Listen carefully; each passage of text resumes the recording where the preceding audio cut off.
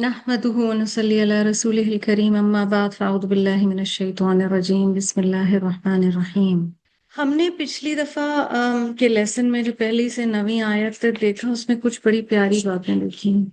मसलन अल्लाह सुब्हानहू व तआला की जो तारीफ बयान की गई है शुरू की आयत में। पहली आयत तो हुरूफ मुक़त्तात है, फिर सेकंड एंड थर्ड आया उसमें रब ताला की जो तारीफ बयान की गई है उससे हमें बहुत कुछ सीखने को मिला।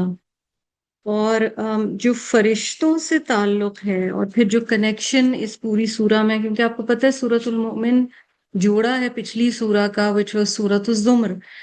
so surahs are there 114 surahs and they are kind of in pairs. ये जो युजादिल की बात यहाँ पर आई है ना, फिर आगे जादलू भी आया है आया 5 में भी। ये वो वाला झगड़ा होता है जिसमें दूसरे पर हावी आने की कोशिश की जा रही हो। तो सोचने की बात ये है कि किस सूरत में झगड़ना लाजिम है और किस सूरत में नहीं।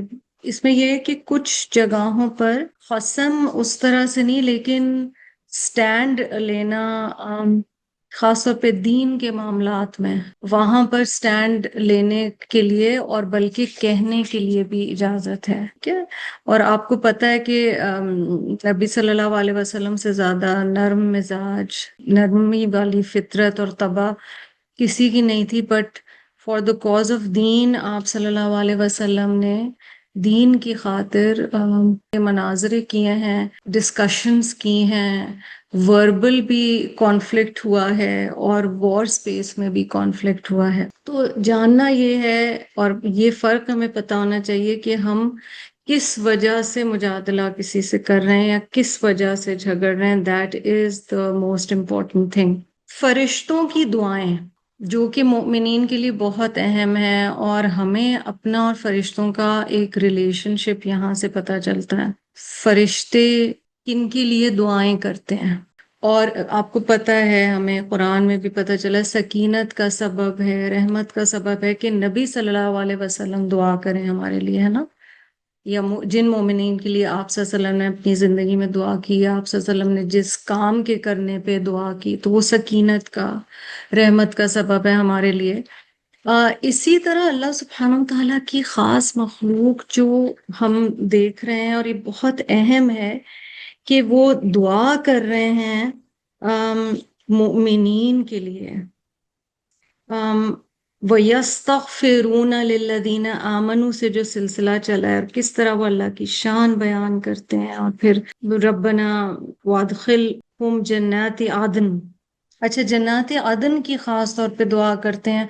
आइन दाल नून से है, जब कोई चीज किसी चीज में गड़ जाती है ना, इट्स डीपली एम्बेडेड, तो वहां पर ये रूट आता है। तो आप उर्दू में लफ्ज मादनियात भी इस्तेमाल करते हैं, तो ये वाली दुआएं करते हैं। और खास तौर पे जो दुआएं हैं वो गुनाहों से बचने की और गुनाहों की तौबा की और मगफरत के एक्सेप्ट होने की, तौबा के एक्सेप्ट होने की, ये वाली दुआएं हैं।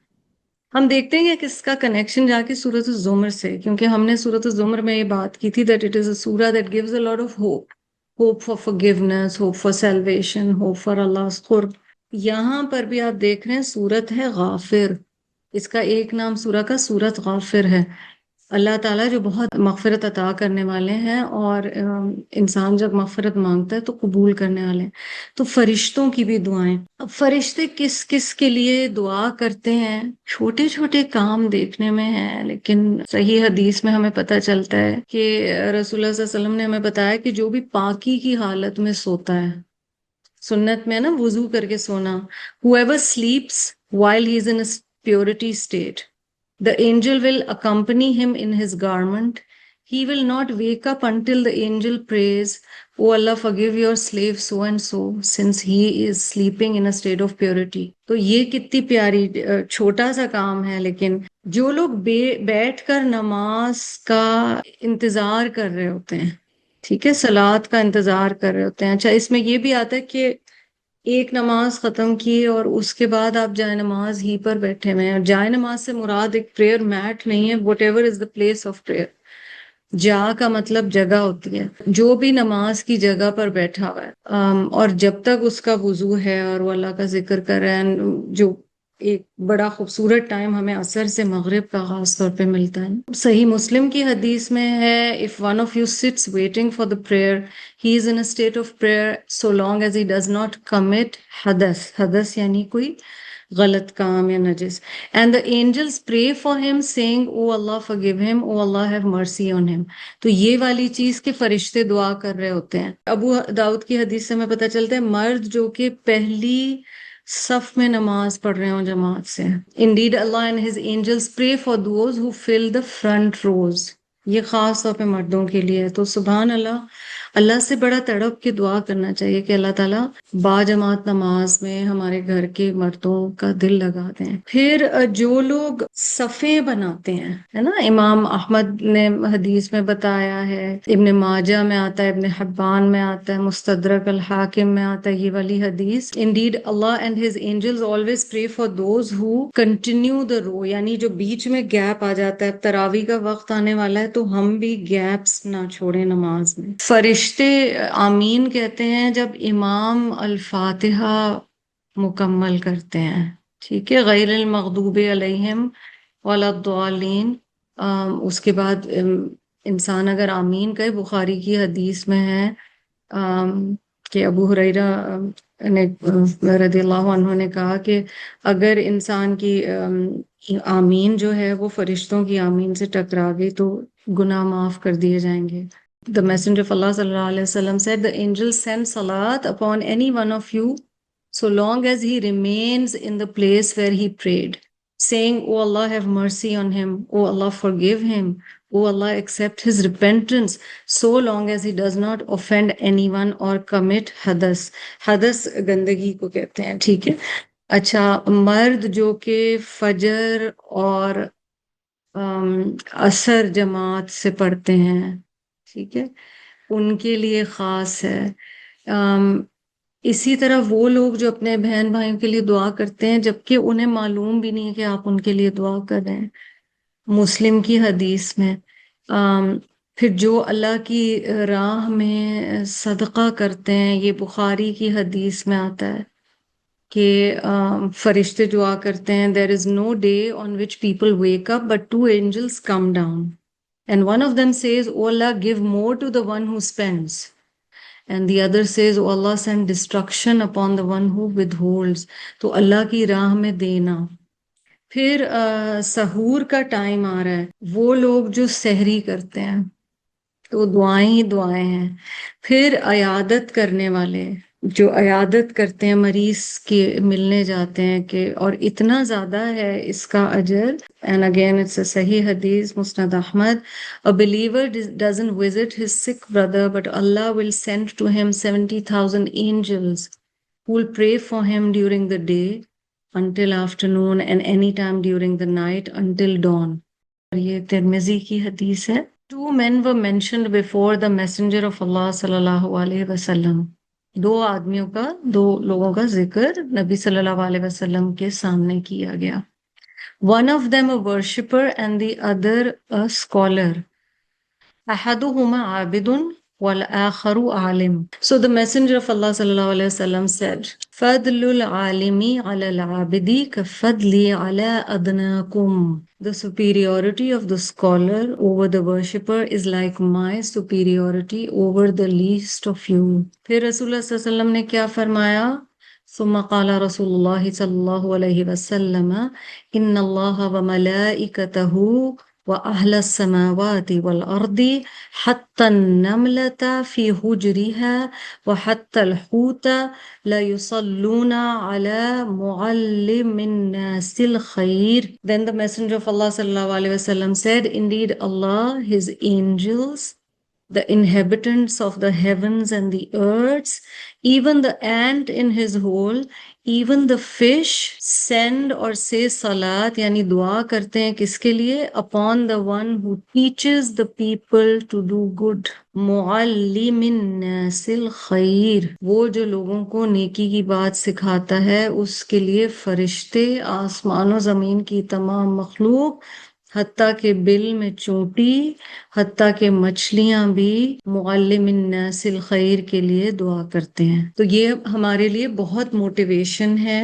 اور اس کا کنیکشن کہ اینجلز یہ ساری دعائیں کرتے ہیں، اس کا کنیکشن جا کے اس سے بھی لگتا ہے کہ پیچھے کہا گیا تھا کہ یہ لوگ جو فی البلاد ولا یغرور کا تقلبہم فی البلاد، یہ لوگ جو بہت ٹریول کرتے ہوئے نظر آتے ہیں دنیا میں، اور انسان کئی دفعہ یہ چیزیں سوچ رہا ہوتا ہے نا، it's also at the level of countries اور نیشنز، کہ ہم کہیں کہ وہ لوگ بالکل اللہ کی بات نہیں مانتے، مگر انہیں دنیا ملے چلی جا رہی ہے. ان لوگوں کے یہاں موسم بھی اچھا ہے، ان لوگوں کے یہاں بھوک بھی نہیں ہے، ان کی بیماریوں میں ان کے لیے علاج بھی ہے.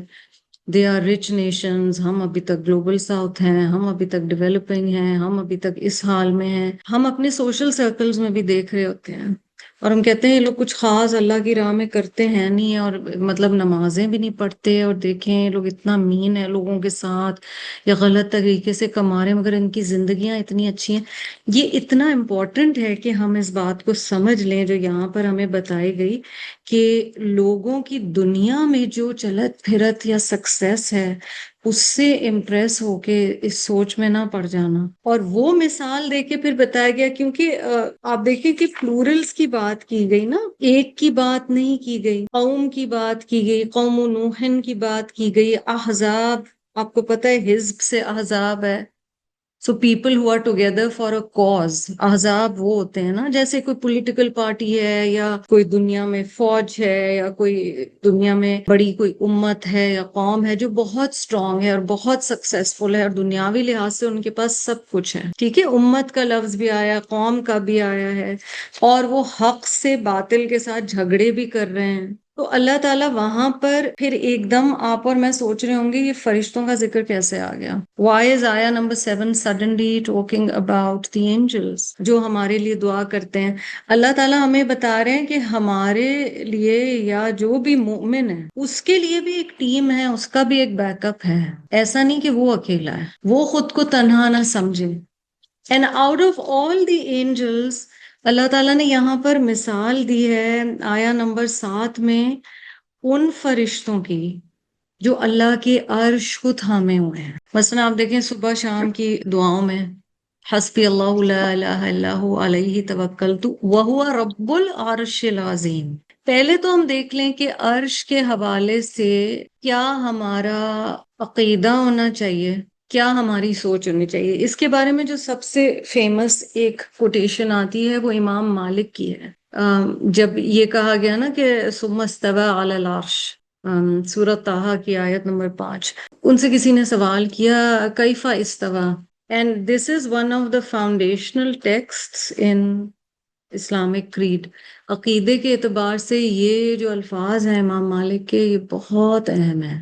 اس کا انہوں نے جواب، یعنی کیف استوى، کس طرح اللہ تعالیٰ عرش کے اوپر ہے، how did he rise over the throne. اس کا جواب امام مالک دیتے ہیں الاستواء معلوم، the rising which is the استوا is known، ہمیں یہ معلوم ہے کہ استوا علی العرش ہے. والکیف مجہول، the how of it is unknown، ہمیں یہ نہیں پتا کس طرح، کہ کس طرح، موڈیلٹی نہیں پتا. والایمان بہ واجب، اس پر ایمان رکھنا ہمارے اوپر واجب ہے. believing in it is obligatory. والسؤال عنہ بدعہ، and asking about it is an innovation. اس کے بارے میں بہت زیادہ مین میخ نکالنا، سوال کرنا اچھا کیسے، یہ بدعہ ہے، اس چیز میں نہیں جانا چاہیے. ہم قرآن میں دیکھتے ہیں کہ کتنی دفعہ آتا ہے اللہ سبحانہ و تعالیٰ کے عرش کا ذکر، ثم استوى علی العرش یدبر الامر. پھر ایک یہ چیز بھی آتی ہے وکان عرشہ علی الماء، اور تھا اللہ کا عرش پانی پر، لیبلوکم ایکم احسن عملا. پھر فسبحان اللہ رب العرش عما یصفون، ہم کتنا پڑھتے ہیں قل من رب السماوات السبع ورب العرش العظیم فتعال اللہ الملک الحق لا الہ الا هو رب العرش الکریم. ثم استوى علی العرش الرحمن فاسأل به خبیرا. یہ والی چیزیں قرآن میں ریپیٹڈلی آ رہی ہیں 6 چیزیں جو ہمیں پتہ ہونی چاہیے، جو ہمیں احادیث سے، قرآن سے پتہ چلتی ہیں۔ پہلی چیز جو کہ بخاری کی حدیث سے ہمیں پتہ چلتی ہے، that the throne which is al-arsh was Allah's first and greatest creation۔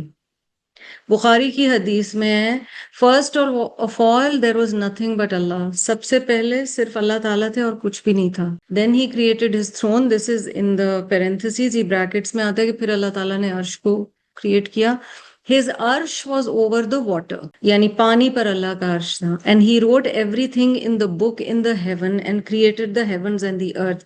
تو اس حدیث سے ہمیں پتہ چل رہا ہے کہ اللہ تعالیٰ یہ سب سے پہلے عرش کو تخلیق کیا اور اس کے بعد کتاب میں لکھا، اور پھر السماوات والارض کو تخلیق کیا۔ سورۃ ہود آیت 7 میں بھی جیسا کہ ابھی بتایا کہ اللہ تعالیٰ نے آسمان و زمین کو 6 دن میں پیدا کیا، اور اللہ کا عرش جو تھا وہ پانی پر تھا۔ کچھ جگہ پر آتا ہے کہ ایئر اینڈ واٹر پہلے تھے اور پھر اللہ تعالیٰ نے کریٹ کیا تھرون کو۔ یہاں پر مسلم کی حدیث میں یہ بھی پتہ چلتا ہے کہ یہاں پر اللہ سبحانہ و تعالیٰ کی تعریف کی بات ہوئی ہے، اور یہ حدیث مروی ہے ہماری ماں حضرت جویریہ بنت الحارث سے۔ وہ کہتی ہیں کہ رسول اللہ صلی اللہ علیہ وسلم میرے حجرے سے باہر آئے اور میں فجر کی نماز میں مصروف تھی، اور پھر آپ صلی اللہ علیہ وسلم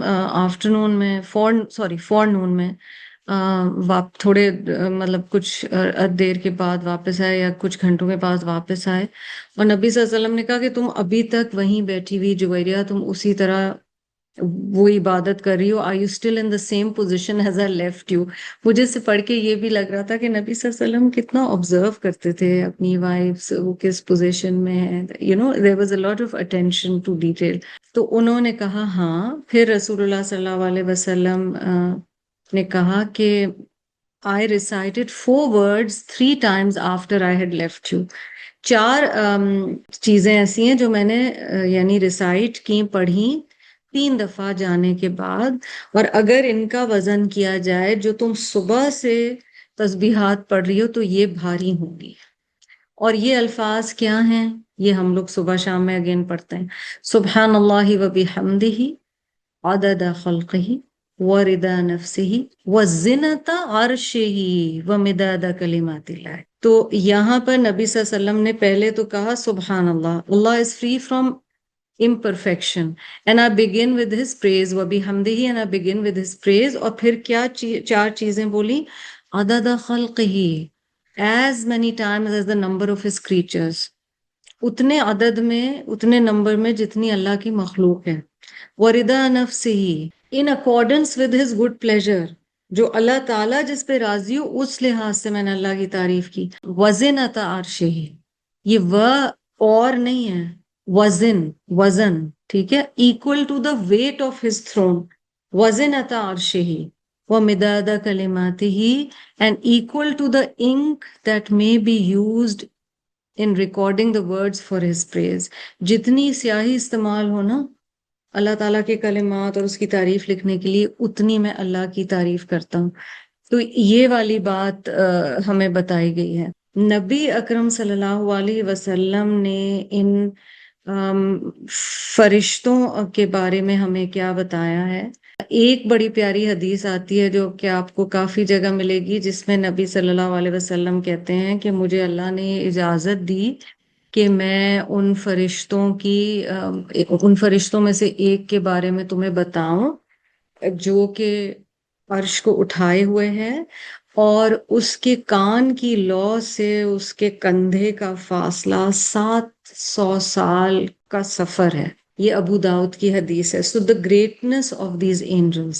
احادیث میں پتہ چلتا ہے کہ یہ فرشتے اللہ کی تعریف کیسے کر رہے ہوتے ہیں، کیونکہ ہمیں یہاں پہ یہ پتہ چلا نا یسبحون بحمد ربہم، وہ اللہ کی تعریف بیان کر رہے ہیں۔ ابن ابی شیبہ سے میں آپ کو بتا رہی ہوں، طبری کی تفسیر کے حوالے سے، اس میں آتا ہے وَعَنْ شہر بن حوشب قال حملۃ العرش ثمانیہ، وہ کہتے ہیں کہ 8 ہیں جنہوں نے، جو حملۃ العرش ہیں، ٹھیک ہے، جنہوں نے عرش کو اٹھایا۔ وہ 4 منہم یقولون، ان میں سے 4 اللہ کی تعریف ان الفاظ میں بیان کرتے ہیں فرشتے: سبحانک اللہم و بحمدک، لک الحمد علی حلمک بعد علمک. So beautiful.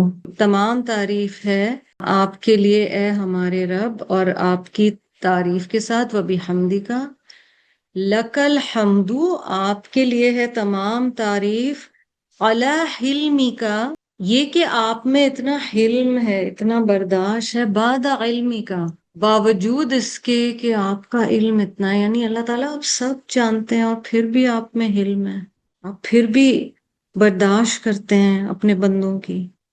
وَأَرْبَعَةَ يَقُولُونَ، ان میں سے دوسرے 4 کہتے ہیں: سبحانک اللہم وبحمدک، لک الحمد علی عفوک بعد قدرتک. آپ کے لیے تعریف ہے اس بات پر کہ آپ معاف کرتے ہیں باوجود اس کے کہ آپ قدرت رکھتے ہیں. آپ تمام سزا دے سکتے ہیں، اس کے باوجود آپ معاف کرتے ہیں، آپ عفو کا معاملہ فرماتے ہیں. تو سبحان اللہ. ان فرشتوں کی بات ایک اور روایت میں آتا ہے کہ یہ فرشتے آپس میں جو بات کر رہے ہوتے ہیں وہ آہستہ کرتے ہیں. They are gentle. اب آپ ان کی طاقت دیکھیں، ان کا سائز دیکھیں، دیکھیں کہ انہوں نے کیا تھاما ہوا ہے، انہیں اللہ تعالیٰ نے کیا کام دیا ہے. پھر روایت میں آ رہا ہے کہ وہ آپس میں بڑا جینٹلی بات کر رہے ہیں. ہمیں بھی سوچنا ہے کہ ہم ذرا سا کچھ مل جائے تو کیا ہم جینٹل ہوتے ہیں. یعنی there's lots to learn here. اور سبحان اللہ، حدیث میں، ابن ماجہ کی حدیث میں یہ بھی آتا ہے کہ جنت الفردوس is directly under the throne of اللہ سبحانہ وتعالیٰ. عرش کے بالکل نیچے اللہ سبحانہ وتعالیٰ نے جنت الفردوس رکھا ہے، اور وہ ہائیسٹ پوائنٹ ہے. اچھا، ہماری تسبیح اور تحمید اور تحلیل جو ہے نا، یہ بھی عرش کے قریب پہنچ سکتی ہے، اور یہ بہت خوبصورت بات ہے. ہم ہمیشہ سوچ رہے تھے نا اوپر کیسے جائیں. ابن ماجہ کی حدیث میں ہے، the messenger of Allah صلی اللہ علیہ وسلم said, when you mention of the glory of Allah, of تسبیح، یعنی جب تم سبحان اللہ کہتے ہو، تحلیل جب تم اللہ اکبر کہتے ہو، and تحمید جب تم الحمدللہ کہتے ہو، it revolves around the throne. وہ عرش کے گرد وہ الفاظ ایک طرح سے گھوم رہے ہوتے ہیں، طواف کر رہے ہوتے ہیں، buzzing like bees، جیسے آواز ہوتی ہے شہد کی مکھی کی. Reminding of the one who said it, اس کی یاد دلانے کے لیے جس نے وہ الفاظ بولے ہیں. Wouldn't any one of you like to have or continue to have something that reminds of him in the presence of Allah؟ کیا تم میں سے کوئی نہیں چاہے گا اور یہ چاہتا نہیں رہے گا کہ کوئی ایسا عمل یا کوئی ایسی چیز ہو جو اللہ کی موجودگی میں اس کی یاد دہانی کراتا رہے کہ اللہ کا یہ بندہ ہے نا. سو عرش کا بہت مقام ہے، بہت ساری چیزیں ہیں جو کہ ہم سیکھتے ہیں. اور عرش کے حوالے سے ہمیں حدیث میں بھی، دعاؤں میں بھی زیادہ غور سے دیکھنا چاہیے کہ اللہ سبحانہ وتعالیٰ کی گریٹسٹ کریشن ہے. عقیدہ اس کے بارے میں ہمارا جو ہے وہ بتا دیا گیا. اچھا، پچھلی دفعہ یہ بھی بتایا تھا کہ کئی علماء کا خیال ہے کہ عموماً عرش کو تھامنے والے 4 ہیں فرشتے، لیکن اس دن کے پاور کی وجہ سے اور انٹینسٹی کی وجہ سے ان کا نمبر ڈبل کر دیا جائے. پھر بہت ایک جگہ نہیں ہے، بہت جگہ موٹیویشن ہے. ہم جب قرآن کی تعلیم حاصل کر رہے ہیں نا، تو ہم اپنے لیے یہ دعا ضرور کیا کریں. اور اگر اللہ سبحانہ و تعالیٰ موقع دے رہا ہو تو اس موقع کو ہاتھ سے نہ جانے دیں. کس چیز کا موقع؟ اللہ کے دین کو آگے پہنچانے کا موقع. کیونکہ آپ دیکھیں، خیر کی بات سکھانے کے لیے اللہ کی تمام مخلوق اور فرشتے دعا کر رہے ہیں. کچن میں چلتی ہوئی چوٹی کبھی دیکھیں، اور اگر اس دن آپ نے کوئی قرآن کی آیت یا حدیث آگے پہنچائی ہے تو کبھی خیال آتا ہے یہ میرے لیے دعا کر رہے ہیں؟ ہمیں نہیں یہ خیال آ رہا ہوتا. مچھلیوں کو دیکھ کے نہیں خیال آ رہا ہوتا کہ یار اب تو موقع اللہ دے، جب تک زندگی ہے ڈونٹ لیٹ اٹ گو. یہ قرآن میں ہمیں نیکیوں کے حوالے سے جنرلی پتہ چلتا ہے، اور ہمارے دین میں that Allah gives opportunities and if we let go of opportunities, of course if there are genuine reasons, nobody is saying کہ اس صورت میں، لیکن اگر ایک اپرچونٹی ہے اس کو لیٹ گو نہ کیا جائے. میں تو یہ بار بار سوچ رہی تھی یہ سب پڑھ کے، دوبارہ پڑھ کے، کہ وی کیپ ٹیلنگ پیپل، اپنے جیسے لوگ، کہ آپ ہمارے لیے دعا کریں، اور پھر اللہ تعالیٰ نے بتا دیا کہ فرشتے کس طرح تمہارے لیے دعا کر سکتے ہیں. تو ہمیں کیا کیا عمل کرنے، اتنا چھوٹا سا عمل ہے کہ وضو کر کے سونے کے لیے لیٹے ہیں. اب وہ اور بات ہے بیچ میں اٹھنا پڑ جائے، لیکن ایٹ لیسٹ ہماری نیت وہ ہے، ہمارا ارادہ وہ ہے، ہم سنت کے مطابق ساری چیزیں کرنا چاہتے ہیں. یہ جو ہے نا، وہ من صلح من آبائہم و ازواجہم و ذریاتہم، اس سے پھر خود کو یاد دلائیے مومن کے لیے فیملی لائف بہت زیادہ امپورٹنٹ ہے.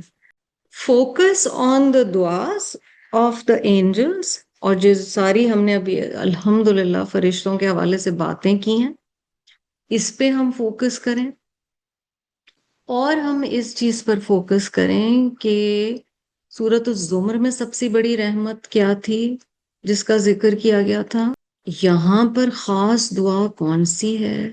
اور ہمیں بار بار یہ پتہ چل رہا ہے کہ اگر مغفرت مل گئی، اگر عفو مل گیا، اگر اللہ کی طرف سے معافی مل گئی، بس پھر کام بن گیا. فاغفر وقہم عذاب الجحیم ادخلہم جنات عدن ومن صلح من آبائہم وازواجہم وذریاتہم، پھر وقہم السیئات. یہ تمام اللہ سے معافی کی دعائیں ہیں جو فرشتے ہمارے لیے کر رہے ہیں. And we have to try کہ اللہ سبحانہ وتعالی ہمیں اس لائق بنائے. جزاکم اللہ خیرا کثیرا وآخر الدعوانا ان الحمد للہ رب العالمین. سبحانک اللہم وبحمدک نشہد ان لا الہ الا انت نستغفرک ونتوب الیک. السلام علیکم ورحمۃ اللہ وبرکاتہ.